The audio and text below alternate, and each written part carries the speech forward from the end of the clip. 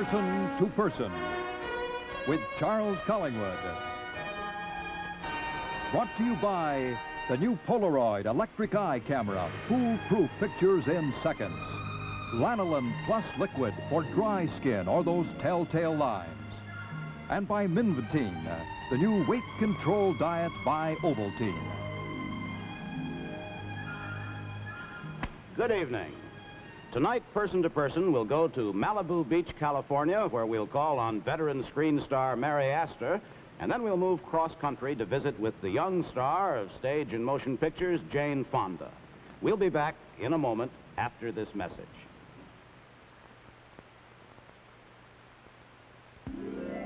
Discovered at last, the first reproduction of the natural oils of your skin. That means that now, for the first time, you can actually end dry, old-looking skin. It's the glowingest cosmetic discovery since lanolin.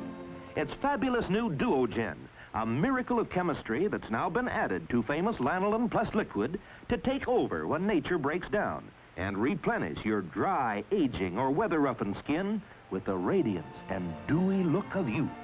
Use Lanolin Plus Liquid with new Duogen as an overnight moisturizer. Smooth it into your face and throat for an all-day moisturizer. Use it as a moisturizing makeup base and see your skin glow as though from within. This new product is so amazing that Lanolin Plus makes you this money-back guarantee. You'll never have dry, old-looking skin again if you use new, enriched Lanolin Plus Liquid every day. Tonight, Person to Person will visit two fine actresses, Mary Astor, a veteran of 40 years in the entertainment business, and Jane Fonda, a new young star who's been acting professionally only 2 years. Perhaps we'll get their views on some of the same subjects, their work, their future, and their observations on life in general. Miss Astor's career has spanned silent films, talkies, radio, theater, and television, and she's also been recognized recently as a writer of considerable skill. Mary Astor lives in this house in Malibu, California, some 40 miles from the heart of Hollywood. It's high up on a cliff overlooking the Pacific Ocean. The climb down to this beach is over 200 feet.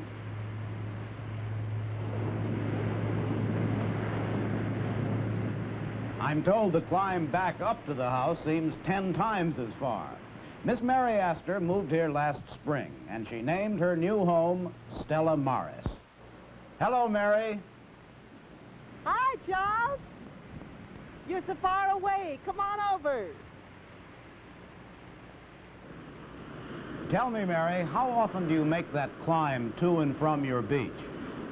Oh, well, I do more than that. I climb down, and then I walk about half a mile up the beach and half a mile back. It's a good way to take a sun bath and good exercise. That should keep you fit. I had no idea that you were such a nature lover. Well, I think I always have been. I've spent some of my early years on a farm, so it was near the Mississippi River, too, so I've always liked water, and I feel like I've come full circle. Well, you have here what most people, I'm sure, would consider almost the ideal prospect, the ideal view. Spectacular, isn't it? It certainly is. You know, living by the sea is an experience in itself, because the sea is always the same, and yet it's changing all the time. The different lights, the different look of it, and the activity going on out there, the seagulls and the pelicans, and there's some seals out there in the kelp beds that come in close once in a while. They're fun to watch. Mary, where is your house located on the coast? Well, it is on a strip called the Malibu, which is a strip 22 miles long and about a mile in width from the ocean to the mountains, a mile to 5 miles. And it goes from Santa Monica to the Ventura County. The Malibu colony, the popular colony, is about 12 miles in that direction, so I'm sort of in the middle of it. Mary, what's the meaning of the name that you gave your house, Stella Maris? Oh, well, literally it means Star of the Sea. And I selected it in honor of Our Lady. It's one of the praises in the litany to her. And of course the house also is sort of star-shaped. Come on in and I'll show you. Let's go in the side door. So here we are inside. Well, it isn't really inside, it's still outside, if you know what I mean. There is the sea all around, and I can lie in bed and look at the sunshine on the ocean. It's all pretty dreamy. That's a wonderful thing to wake up to, Mary. Oh, it certainly is, and you can hear that sound all the time. It's just wonderful. Of course, I might explain a little bit about the house. You see, it's one sort of big area without any walls. It's sort of sketchily divided off. This is the bedroom area, and here is my living room, and back there is my kitchen. This is a most delightful place, Mary, but isn't this awfully far from the studios and your show business friends? Well, yes, it's quite a trek. It takes me about 45 minutes to the valley, and I don't mind it because coming back here is so relaxing and so wonderful, and I don't make more than maybe 4 or 5 shows a year. Matter of weeks, and I spend the rest of the time in these surroundings. Mary, speaking of acting, how did you go about learning the acting trade? Where did you study? Well, I learned by doing it. You see, I went in when I was 14, and I don't think I knew a camera from a light. I just sat there and looked pretty while they did this. You know, those were the days of the silent pictures. Yeah. And from then on, it's become a sort of a casserole of silent films, and then talkies, and then radio, and theater, and television. But you never went to school or had a coach or anything like that? No, I didn't, Charles. It was just a matter of, I don't think anybody can be exposed to this work for 40 years without some of it rubbing off. Now, of all the pictures that you made over a period of 40 years, there must be some that you remember with a special fondness. Yes, one that I'm sure most people are pretty tired of. It seemed to have cropped up on the Late Show, and that's the Maltese Falcon. Oh, you were wonderful in that, What a great show, wasn't it? Sure was. And then there's Dodsworth, I remember very happily, of course, and The Great Lie, mainly for my association with Betty Davis, rather than as a picture. How did that happen? Well, you probably know Betty, don't you, Charles? Yes, I do. She's really a grand person, and there's a kind of a little interesting anecdote about that, although it's so long ago, I still remember it. Betty didn't like the story, and I didn't like the story, and in her way, she said, you know, this thing is just no good, Mary. We've got to make this thing mean something. So the only interesting thing about this is the conflict between these two women, the character she was playing and the character I was playing. So she just threw the whole script out, and we proceeded to rewrite entire scenes, much to dear Edmund Goulding's dismay, and we made the picture between us, and there was this tremendous sort of understanding between us, like a couple of dancers, if you know what I mean. Mm-hmm. Which is a good way to learn acting. Yes, it is, because, of course, she is a great person in as much as she doesn't depend entirely on herself. She surrounds herself with people who know how, you know, and it gives you a wonderful feeling. Well, now, pictures like that are part of the past, and you've recently been doing a lot of television. Yes. What do you see in the future for Mary Astor? Well, a little more television, I hope. One doesn't give up old friends for a new, and I do have a new one. What's that? Writing. This is my office, Charles. This is where I am in labor over a new book. It's a book called Baby Kate. Ah, well, now, you've already had your autobiography published, and Yes. your first novel, The Incredible Charlie Carew, which is a great title, and this is just the beginning. You're on a new one already. Yes, I started this one about, I think it's about 4 months ago. It doesn't look like very much work, but I've managed to get a few pages down anyway. How do you describe your style as a novelist? Oh, I don't know as I have a style as yet. After all, I don't want to be presumptuous and call myself a writer yet. I feel that I'm only learning to write. The fact that I've been published is a kind of a dividend. It's an added pleasure. But I am writing really for my own amazement, I'm very much interested in how people tick, of what you might call the dynamics of the personality. After all, that's what I've been doing as an actress all these years, is saying, why does so-and-so do this? What makes them behave that way? And this helps tremendously in writing. How much time do you have to devote to your new career? Well, I make myself get down to the typewriter. You have to, otherwise you'll just end up by sharpening pencils and finding telephone calls to make. I get 4 or 5 hours a day sitting at the old machine. When do you start? 9 o'clock in the morning. Well, I envy you your self-discipline. Well, that's a kind of an imposed discipline. I've been appearing on the set at 9 o'clock in the morning for many years, so it sort of, it seemed kind of natural to start 9 o'clock in the morning, let's go to work, you know. Mary, when did you discover what you called the pleasure of expressing this latent writing talent of yours? Well, I'll have to give the entire credit for that to Father Peter Sicklick. He is a professor of psychology at Loyola University, and I underwent psychotherapy with him. And as part of my assignment, he had me write the story of my life. I wasn't able to express myself in talking, apparently, and it helped. So after this was all through, he handed me this enormous pile of manuscript. This is a year or so later. And he said, Mary, I think you should make a book out of this.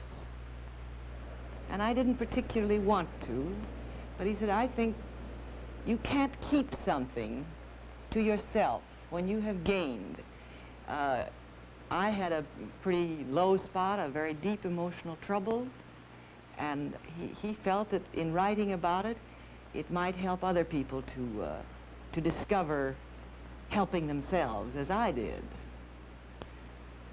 So it was pain as well as pleasure involved in writing that book. That's true, but of course the mechanics of writing by that time had become fascinating to me. And before my story had been published, I was hard at work on Charlie Carew, on this little number. That's the new one. This is the new one, yes. I'm very excited about it. Mary, aside from your writing, this is a big question, but what's the most important thing in life to you now? We got a couple hours? Well, I think we'll have to start with, let's say, a premise on the fact that I feel if everyone achieved happiness, what they call happiness, they wouldn't be happy. I think it's the pursuit of happiness that's important, and it's this pursuit that is a day by day, from the time you get up in the morning until you go to bed at night, of achieving small goals, of perhaps a long-range view of big ones, as I have for myself, hoping to learn to write. And doing this makes life, gives it some joy. Joy as instead of pleasure, if you know the difference. Yes, and there is a difference. Well, Mary, keep the typewriter busy, but don't give up acting entirely. Oh, no, indeed. I certainly won't. It was just grand to see you. Nice to see you, Charles. Come again. I shall. Goodbye. Bye-bye. In just a moment, we'll take you for a visit with the young acting star, Jane Fonda. We may find out how her observations compare with those of Mary Astor. We'll be back after this message. Now there's a way to lose weight that really makes sense, the nutritional way. New Minvatine, the 900-calorie per day weight-control diet food by Ovaltine. And you know that Ovaltine is famous for nutrition. With Minvatine, a normal person can lose up to 1 pound every 48 hours.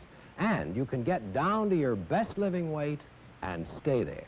See, each glassful is a complete balanced meal. You drink a glass instead of eating a meal. You get full nourishment, the vitamins, minerals, protein you need, but calories cut way down, even counted for you. The nutritional way to lose weight. Ask your doctor about dieting. Ask him about the benefits of Minvatine. And best of all, Minvatine is delicious. 3 flavors: new coffee, chocolate, butterscotch. Get new Minvatine at your food store today.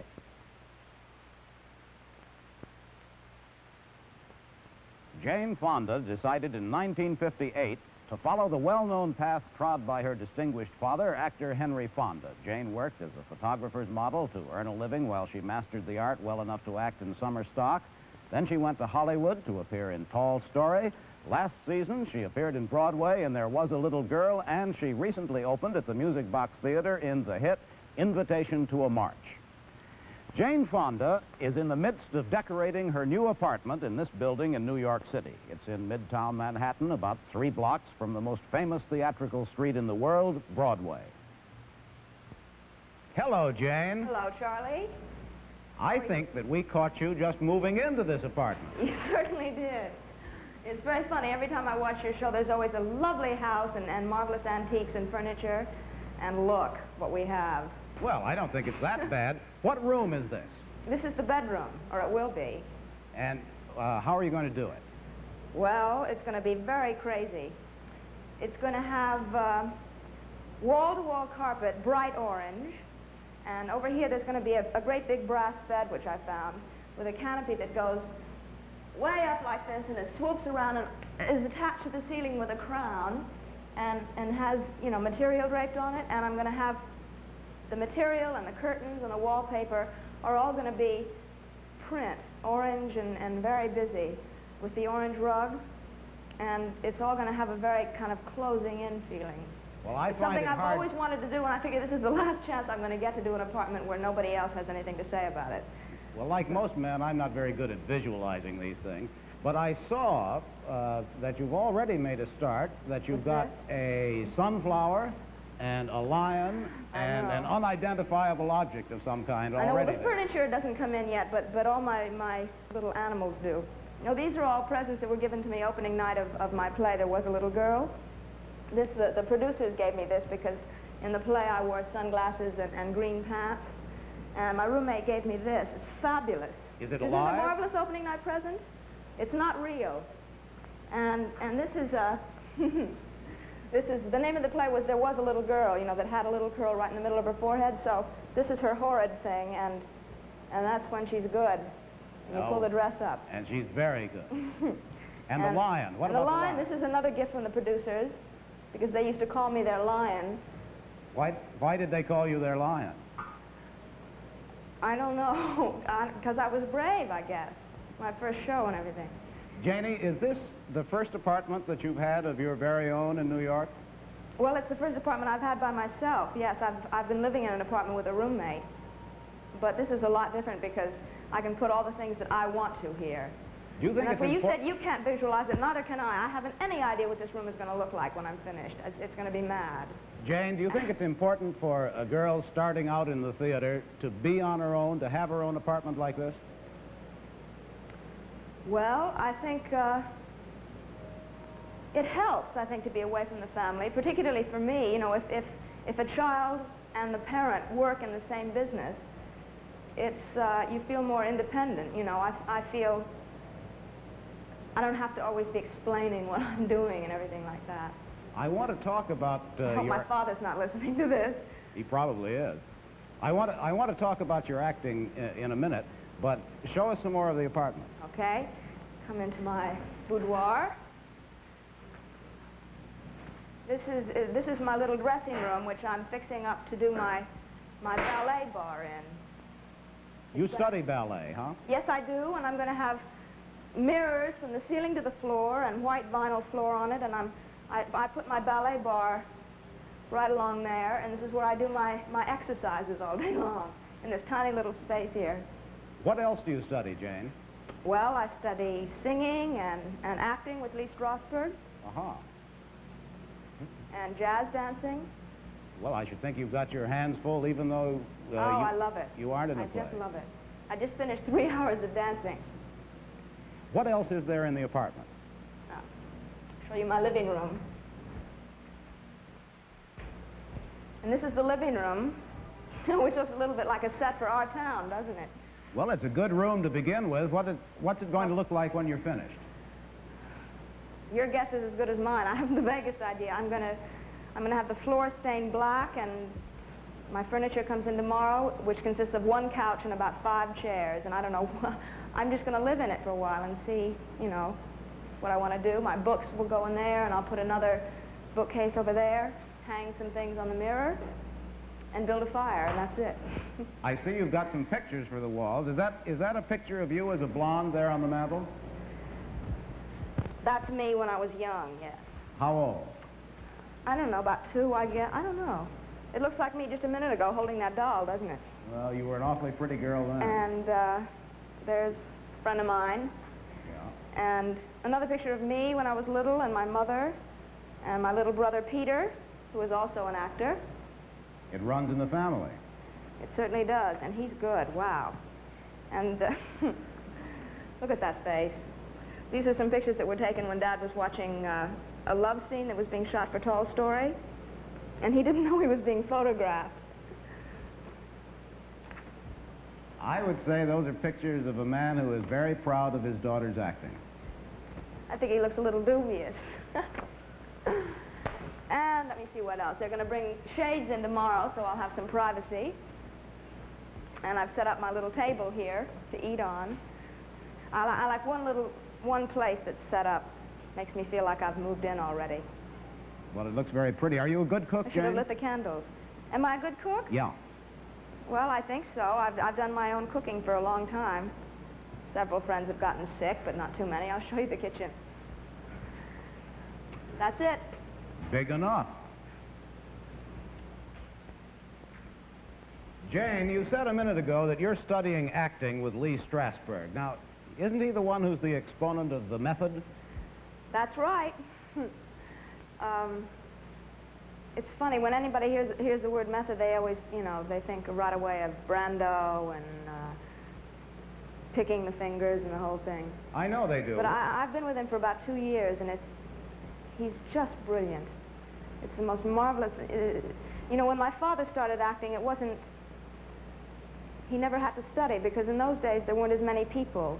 There weren't as many actors, there weren't as many people competing for parts.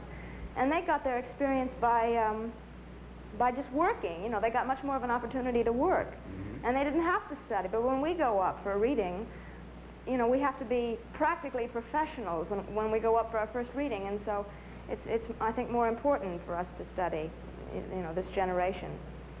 And I've been with him, with Lee Strasberg for about 2 years. And it's so funny because I talk to Dad about the method and about the way I work. And he just says, be quiet, I don't want to hear about it, just do it. And you know, he's right, it doesn't matter how you do it, it's how it comes out. But he doesn't talk about the way he works because he hasn't learned it in that way. And I think it kind of scares him when I start throwing terms at him. So I watch him and I talk to my friends and I don't try to explain to him. But the method is really a way of approaching a part, of bringing yourself into a part, you know? Well, now, Jane, as you yourself mentioned a minute ago when you started talking about the method, a lot of method actors do seem mannered or to have a number of mannerisms. Don't you ever worry about picking up that sort of thing yourself? Well, no, because the method itself doesn't bring mannerisms with it. I mean, like in your profession, you know, there are good ones and there are bad ones, and or like take a cameraman where there is a technical thing they have to learn, but some of them are good and some of them are bad, and the good ones don't necessarily pick up the bad habits of the bad ones, and you use it to your own advantage as well as you can.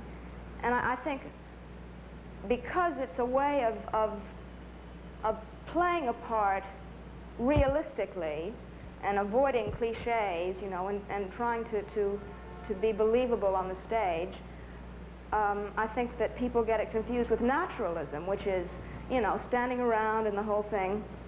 But it's not that at all. Well, now, you were talking about your father as a non-method actor. And when I was looking at those pictures of him when he was on the set and watching you, I couldn't help but feeling what a very distinct and recognizable personality Henry Fonda is in all his roles. Yeah. Now, what is more important to an actor? Personality like that or the kind of training that you're talking about? Well, I think they're both the same. I mean, I think they're complementary. They go together because a technique is using your quality to fit into whatever part you're doing. Jane, in your short career already, you've done both theater and motion pictures. Which do you find the most rewarding? Well, I like the theater at this stage of my development. I've only done one of each, so it's hard to say. No, I like everything, really, and I'd love someday to be able to do that. That's why I study singing and dancing, because I'd like to do a musical on film or on the stage, but because I am just beginning, I feel that the place to learn the craft is on the stage, which is why I've stayed in New York and why I'm working on the stage more. One more big question now, a big broad question, Jane. Right now, at the threshold of your career, what is the most important thing in life to you? That's a big one. There's so many things. I guess my work right now is the most important thing. My work and getting better and enjoying doing it, because the funny thing is that I can sit in this room or at that table there and I can imagine playing a part that I've wanted to do a long time, and it'll be marvelous, but when you actually get to doing it, sometimes you don't always enjoy it. A lot of pain starts coming inside kind of pain. And I'd like to be able to work well and enjoy it while I'm doing it. Well, you've made an awfully good Know what start. I mean? Jane, thank you for letting us come and see you tonight. Thank you. And I hope that you'll let me come back again when the apartment is come finished. back when it's furnished. And I see it all the way you mean it to be. Good night. Good night, and thank you. I'll be back in a moment with a word about next week's guests, but right now you're going to see on videotape an event that happened on the Gary Moore Show 2 weeks ago. Well, now, my friends, you're going to see something amazing, something that you have never seen before. Watch this. Ready, Ruthie? Smile. Thank you. Now, 1, 2, 3, 4, 5, 6, 7, 8, 9, and 10. And how about that? Perfectly exposed. A perfect picture in 10 seconds with Polaroid's unbelievable new film. That's right, exactly 10 seconds, not 60 seconds as before. Let's try another one. Joyce, will you pose? Nice smile. Thank you so much. Now, everybody count along with me. 1, 2, 3, 4.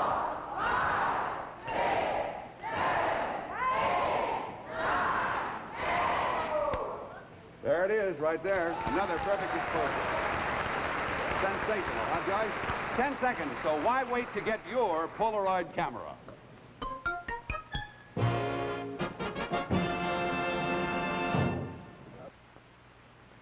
Next week, we'll stop first in New York City for a visit with comedian Shelley Berman. Then we'll move our cameras to Hollywood to pay a call on British actress Diana Dors and her husband, comedian Dickie Dawson. This is Charles Collingwood. Good night from Person to Person. Person to Person has been brought to you by the new Polaroid electric eye camera, foolproof pictures in seconds. Lanolin Plus liquid for dry skin or those telltale lines. And Minvatine, the new weight control diet by Ovaltine. The preceding program was pre-recorded. The production of Person to Person has involved advanced planning with the guests as to what to show and what to discuss. Bob Pfeiffer speaking.